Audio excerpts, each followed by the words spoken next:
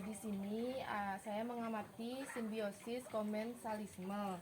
Di sini ada pohon sirih dan tumbuhan inangnya. Nah, pohon sirih ini mendapat tempat untuk memperoleh sinar matahari untuk kelangsungan hidupnya. Dan tumbuhan yang tidak diuntungkan dan tidak dirugikan itu tumbuhan inangnya. Dan pengamatan yang kedua, pengamatan simbiosis komensalisme itu semut dan pohon jeruk lemon.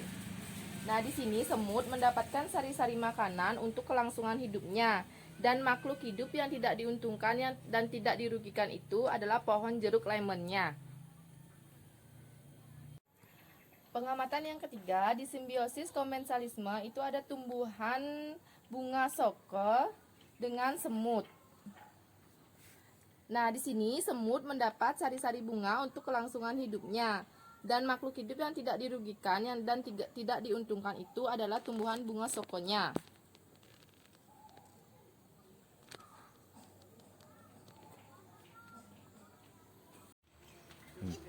Pengamatan yang keempat itu simbiosis komensalisme, yaitu anggrek dengan pohon Kamboja. Di sini anggrek mendapat tempat memperoleh matahari dan makanan untuk kelangsungan hidupnya. Dan makhluk hidup yang tidak dirugikan dan tidak diuntungkan itu adalah pohon Kamboja. Dan pengamatan simbiosis komensalisme yang terakhir itu adalah pohon Kamboja dengan tumbuhan simbar. Nah, di sini tumbuhan simbar dapat melangsungkan kehidupan dan makhluk hidup yang tidak dirugikan dan tidak diuntungkan itu adalah pohon Kamboja.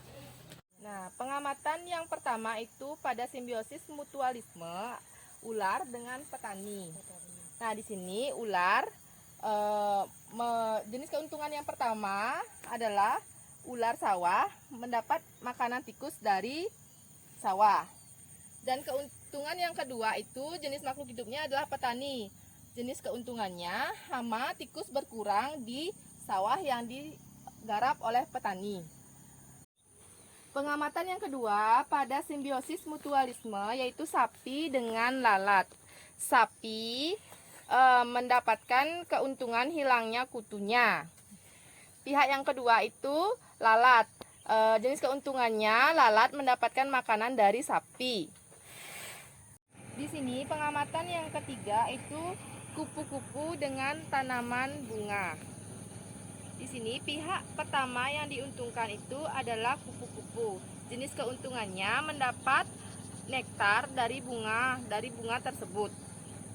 Pihak yang kedua diuntungkan itu adalah bunga.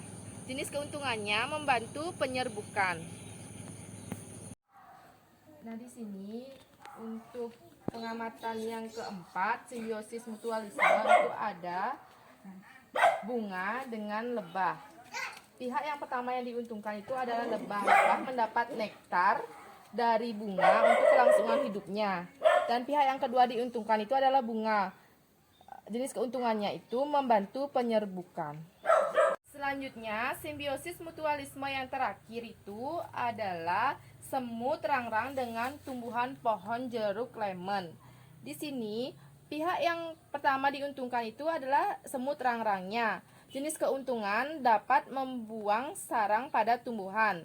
Dan pihak kedua yang diuntungkan itu adalah tumbuhannya atau pohon lemonnya. Di sini jenis keuntungannya adalah melindungi tumbuhan dari serangan hama.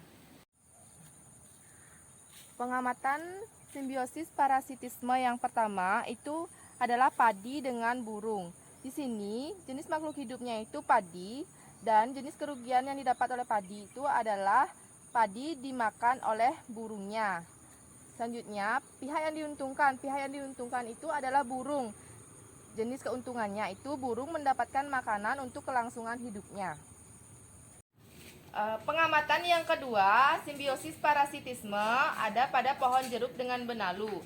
Pihak yang dirugikan yaitu pohon jeruk Bali karena produksi makanan berkurang dan tidak bisa berbuah. Dan pihak yang diuntungkan itu adalah benalunya karena benalu menyerap makanan dari inangnya. Pengamatan yang ketiga pada simbiosis parasitisme yaitu kutu dengan manusia. Pihak yang dirugikan itu adalah manusia karena darah manusia yang diisap oleh kutu. Pihak yang diuntungkan itu kutunya karena kutu memperoleh makanan dari manusia yaitu darahnya.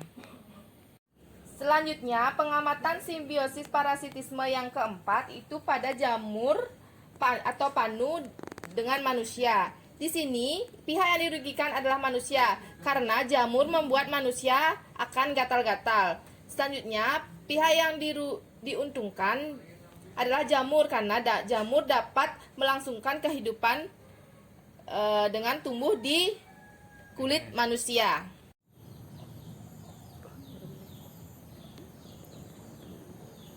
Pengamatan simbiosis yang terakhir pada parasitisme yaitu manusia dengan nyamuk. Nah, di sini pihak yang dirugikan itu adalah manusia karena darah manusia diisap oleh nyamuk dan dapat juga membuat penularan penyakit malaria dan DD serta cikungunya. Dan pihak yang diuntungkan itu adalah nyamuk karena nyamuk memperoleh makanan dari mengisap darah manusia.